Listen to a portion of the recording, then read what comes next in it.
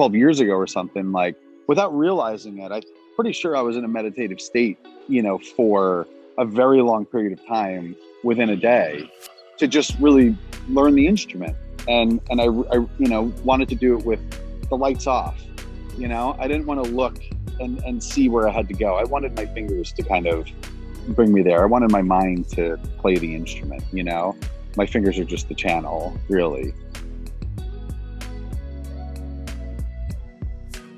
Here we are. This is the Weird Music Podcast. We got Brian Moss from Spafford. We're going to be talking about all sorts of shit. We're getting excited for summer camp. We're going to be talking about improv. We're going to talk about Brian as a musician, how he got to, where he is today. We're going to be talking about Spafford. So for anyone out there listening, I hope we'll see you at summer camp. Spafford's going to be playing August 22nd, 7:30 p.m. to 8:30 p.m. at the Starshine stage.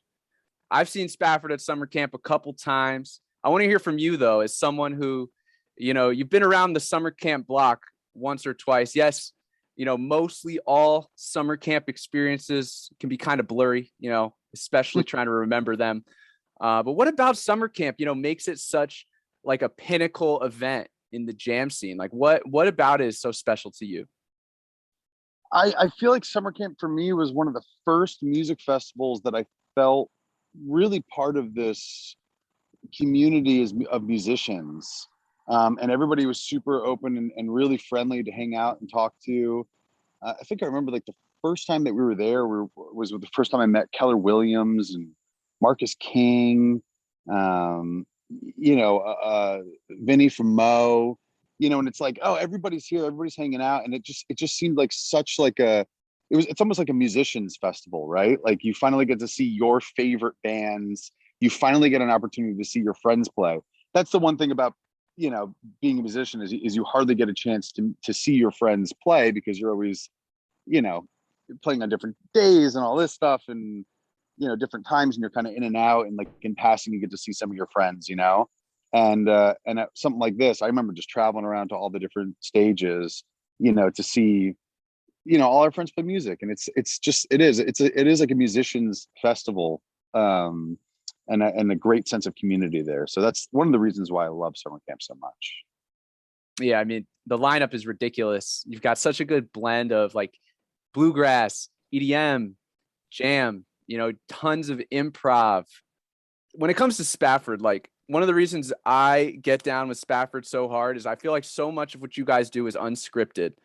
So I want to talk about improv for a second with you. Like musically speaking, how would you describe Spafford's approach to, the balance between structured parts and then, improv, and kind of how you find some sort of balance or structure between all that?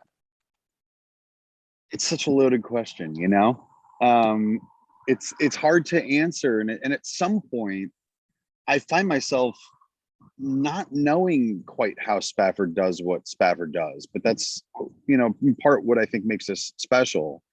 I think that when we enter a jam, we enter a landscape, sort of just like a blank canvas, and we're the colors, right? And our attitudes and our tones and the pedals that we use in our instruments, those are, the different blends of colors, and we just get to splatter paint on this blank canvas. And it is free form, and we have no idea where it's going to go. And in so many jams, like we try to not take charge too much in what the other musicians are doing. And it's like, we always say, if somebody is going to speak, let them be heard. So if somebody's stepping out and trying to, be more of a driver within the jam, like, take that cue in a musical sense, and let them steer the jam, like kind of where it's going to go for that part or whatnot. And really, we just let the egos aside, and we just become one with the music. To me, it's like everything that I've ever been looking for as a musician, and everything. It's total freedom, 100% freedom. And I wouldn't want to be playing any other type of music, because when we go up there, it's like, here's this part, now have fun. And, like kids on a playground, like just run around, chase each other, laugh. Um, and I think that that's what makes it most exciting. And for me, the most fun that I ever have on stage is, when we finally get into something that we would have never gotten to that point if we didn't persevere through maybe some bullshit for a little bit, and maybe a little uneasiness or maybe a little awkwardness that most people maybe would pull out of. And we push through that, and then we break to this other side, and there's this glorious, feast waiting for us. And yeah, to me, that's what makes the band so special. And it is hard to explain sometimes, but I can feel it.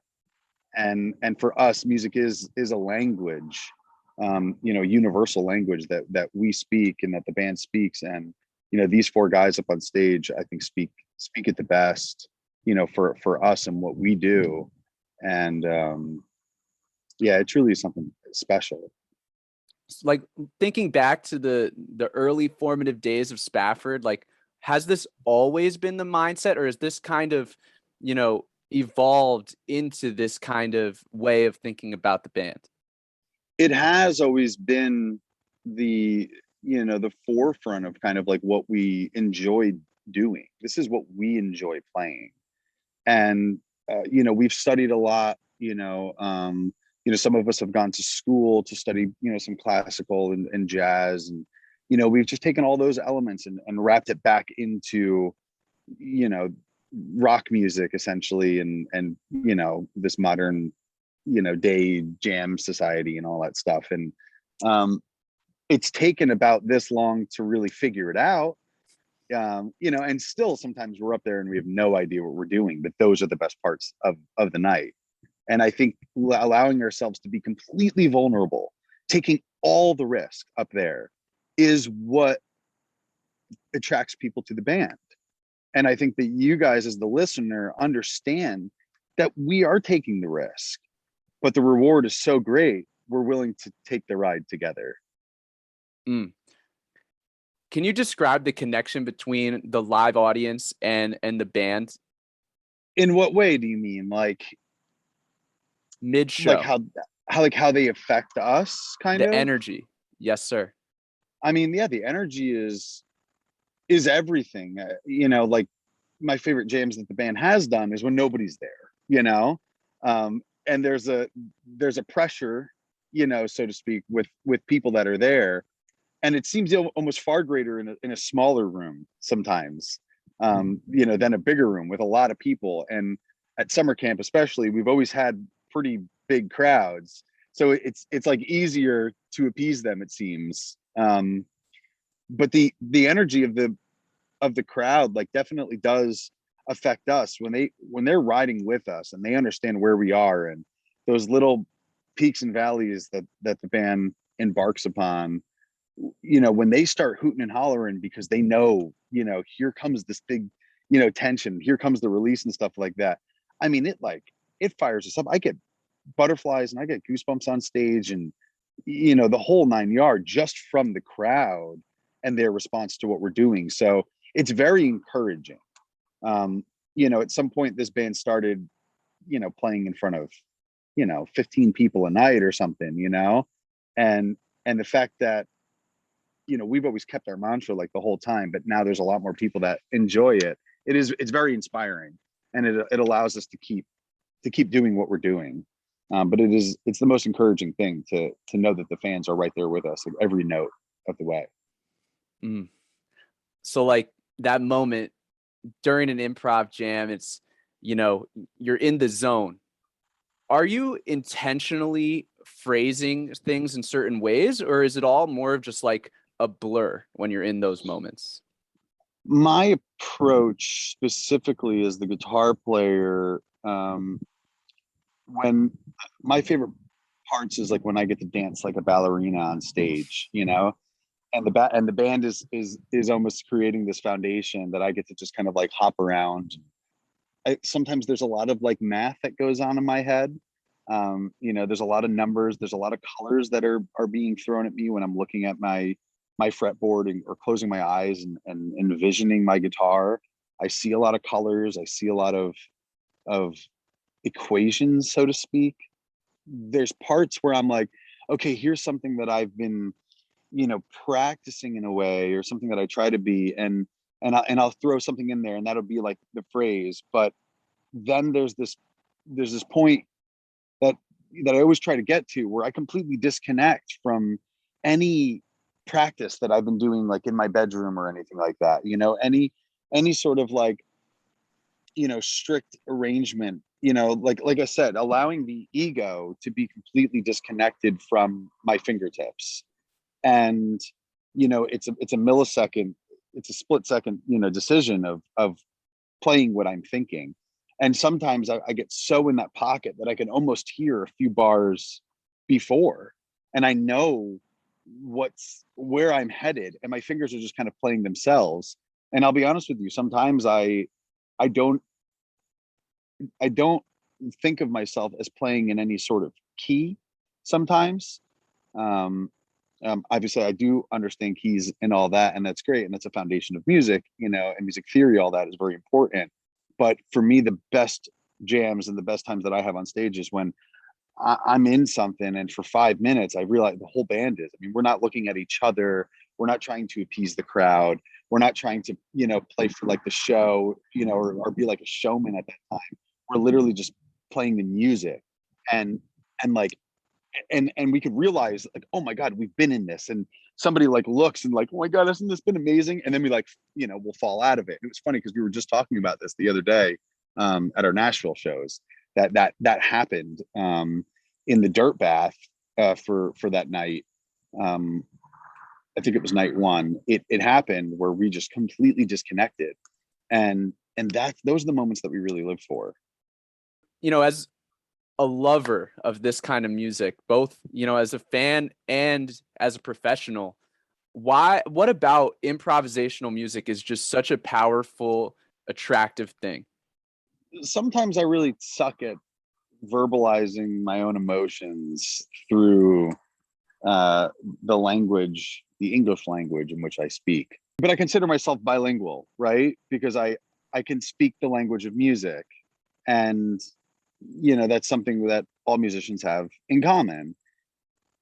And I feel some ways that I can express myself just a little bit clearer through my guitar and through music as a whole, whether it's in the songwriting process or on stage in improv, which is for me the bread and butter. That's the reason why we do this.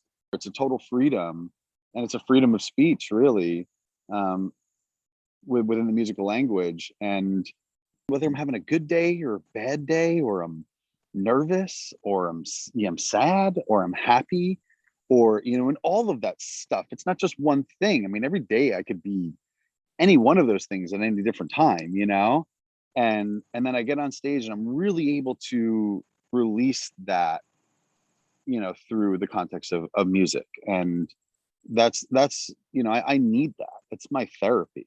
I need that as a human.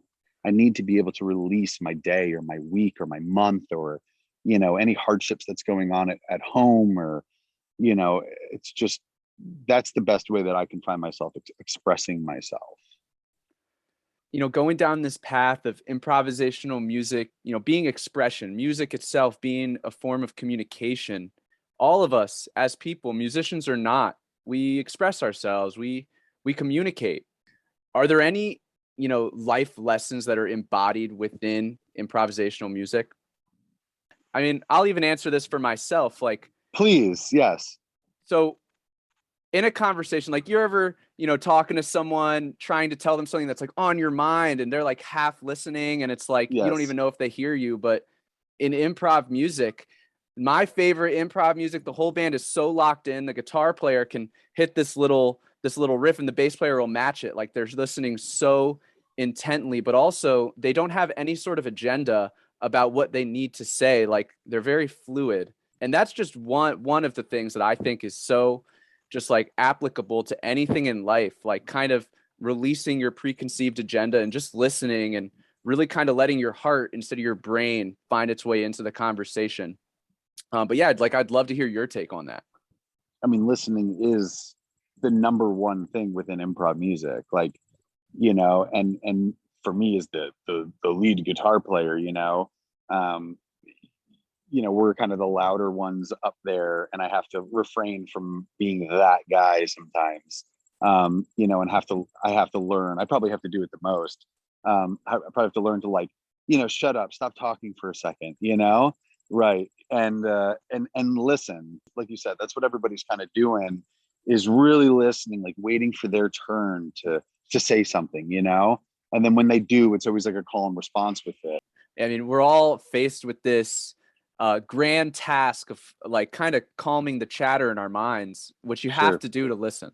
Like, and it's hard to find that stillness. And that's one of the reasons I am just such a big music fan, because I feel like bands that get me to fully engage, like my mind does kind of shut up because I'm just fully listening. You know what I'm saying? And just that feeling, it takes over. To me, it's the ego. It's the ego that's saying that I have something more to say, and I should always be being heard, and that's what gets in the way in both, the friendships and the human connection, as well as and the improv connection as well. Once I can allow that ego to just kind of relax for a minute, maybe it's not my turn, then that's when I think things really start to smooth more out for the band. I love it. No, that's a Yeah. great answer. Brian, I want to step back in your time machine here for a minute. Okay. So, okay, I'm in we're my, here. early stages of learning guitar, and I want to ask you, like, to kind of reminisce on when you were first like forming that bond to, music, to being a guitar player.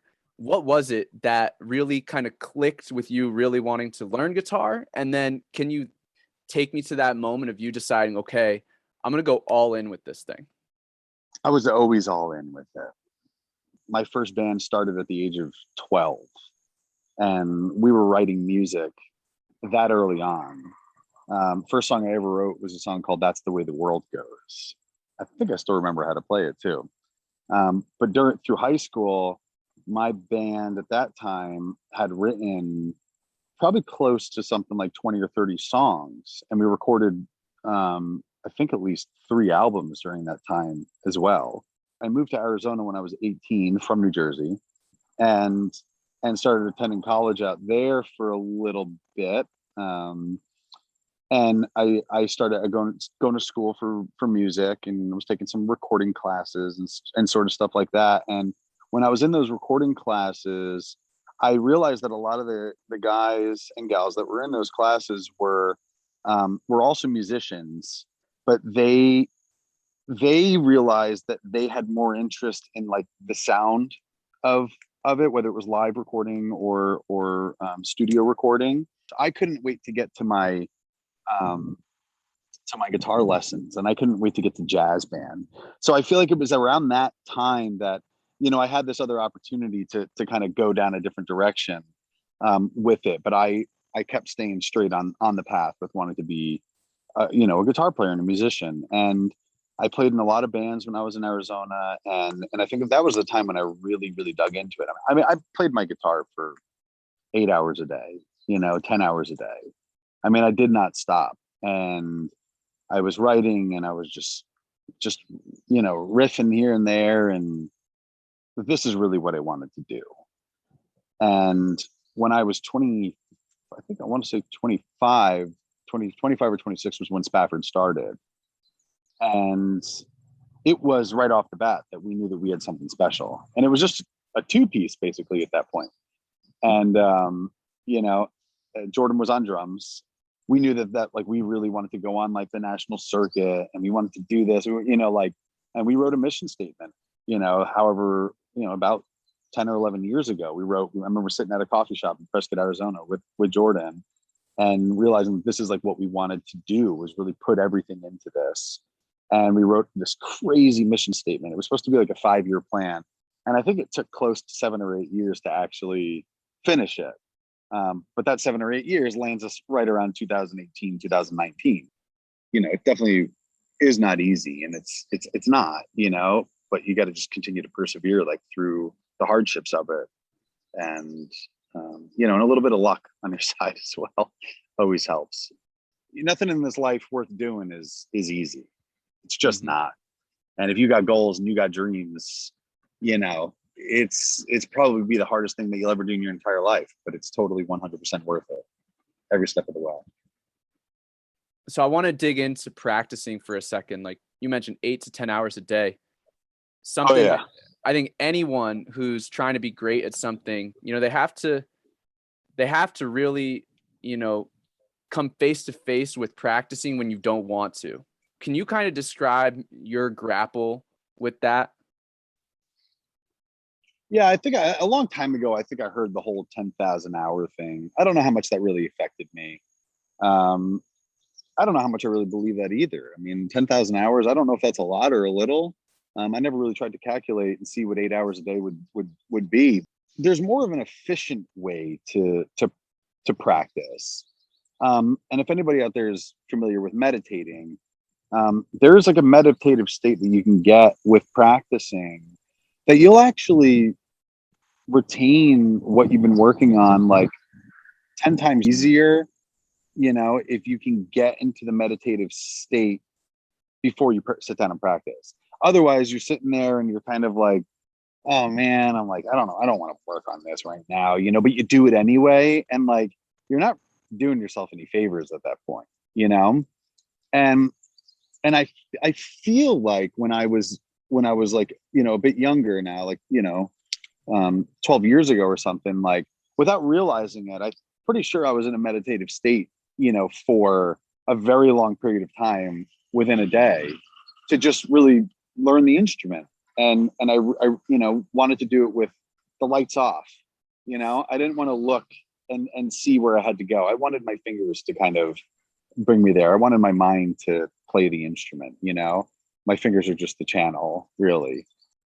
Yeah, I mean, practicing is an interesting concept, but I think that, for anyone, if you could get some focused practice in, and you could at least get a half an hour of this meditative practice in a day, it's better than trying to not practice for a week and then try and slam it all in on Sunday or something like that. Cause it's too much, and your brain can really only handle so much at a time. So you want that stuff to absorb, and even a half an hour a day of working on something, a new idea or something like that is a lot better than cramming it in too much at the end of the week. Are there any specific ways, musically speaking, or just as Brian, that you're looking to like be better, to improve upon? Oh, always. I still take lessons. That's just what I do. I don't consider myself to be the best guitar player ever, and nobody's saying that, I'm trying to be the best guitar player that I can be. And I know that I still have a lot more to give. I've always been a big fan of books, it's just been my style. I know a lot of people gravitate towards, YouTube videos and stuff like that for learning one thing or another, but I like more conceptual practice. Like here's a concept of something, and I try to take that and any elements that really help me in that improvisation, realm is what I gravitate to practice towards a bit more. But yeah, practice regimen. I mean, I don't know if I'm necessarily practicing as many like scales as I am today, as I once did, or slamming with the metronome. I used to play these games with the metronome a lot, and I have some other obligations now in life, especially currently now that I've just had a child. So finding time to do that right now is a bit difficult. But once, I always get back into that again, and I find the time when I can sit and I can play those games against the metronome and those sort of things. But a metronome is like, let me just point out, like number one, you should always be practicing to a metronome. And I have always practiced to a metronome my entire life. And I feel like that is the best way to practice as well, is always with metronome. Right on. Yeah. At the beginning of this lockdown, the pandemic starts. I feel like Spafford was really the first one to do, that drive-in show. In hindsight and looking forward now, what is being a musician? What is that role in our culture, in our society? What does it mean to you to be that musician? Once it all got taken away from everybody, um, you know, I think that we've realized what our impact was because we weren't able to provide a lot of shows. You mentioned the drive-in. We were very proud that we were able to throw one of the first drive-ins in Arizona. And then soon after that, we were met with the heat of the Arizona summer, which we weren't allowed to. You can't go out indoors and do anything like that because you'd get caught on fire, and it's dangerous. It's dangerous for the crew and it's dangerous for the band and the fans alike. So we chose not to do that. And we kind of allowed ourselves to go in this state where I talked about a mission statement earlier, right? That one was done. So it allowed us to really do a lot of inner workings with the band and actually create a new mission statement that's going to set us up for the next 10 years. And we realized the impact that we not only have for ourselves, because that's the main reason of why we played music. We played music because we liked playing music. I played this type of music because it's what I enjoy doing. And then all of a sudden there's, troves of people watching. And I was like, oh my God, like you guys like this too? Like that's so weird, I wrote this song because I enjoy it or so, and we got a lot. Our fans were really supportive and they totally, supported us the entire way through the pandemic. And we realized how important our music is for everybody. And, that's where we are right now is at a point where we want to release new music and, really go back out there. We're never going to take it for granted ever again. We never would. I never any idea that something like this could happen and we could just be taken right off the road, and everything that I've worked for my entire life since the age of 12 can just be taken away just like that. And it was sad. I mean, the pandemic was full of, ups and downs. There was, bright days and really dark days. I think that's where we're coming at right now is this new sense of being grateful for what we have and what we can do. And, really grateful for the opportunity to get back out there and play music again. We're playing like every show right now as if, especially considering the fact, where we are right now, we're playing every show like it's, the last show that we play for another 16 months.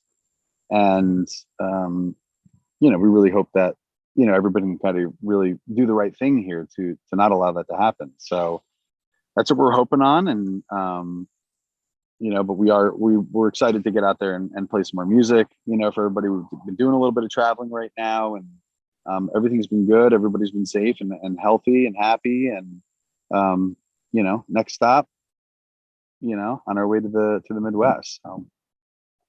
Yes, sir. Man, I love hearing your take on things. Like the reason I love music, I so resonate with what you say and how you love music. And it's, the genuine nature of it being, you do it because it's what you like it comes through on stage. And, we all know that. Oh man, so good to talk to you. So I'll see you August 22nd, 7:30 to 8:30 at Summer Camp Music Festival, the Starshine stage. Also coming to Columbus, October 29th with Eggy, the new venue, the King of Clubs. That's going to be sick. Correct. Brian, that man, is correct. So glad to talk to you. Anything you want to leave the fans off with who've listened this far through? I hope you guys enjoyed this, and I can't wait to see y'all at a show very soon. Thank you for listening. Shout out to the sponsor, SEM Tickets. We love y'all. We'll see you real soon.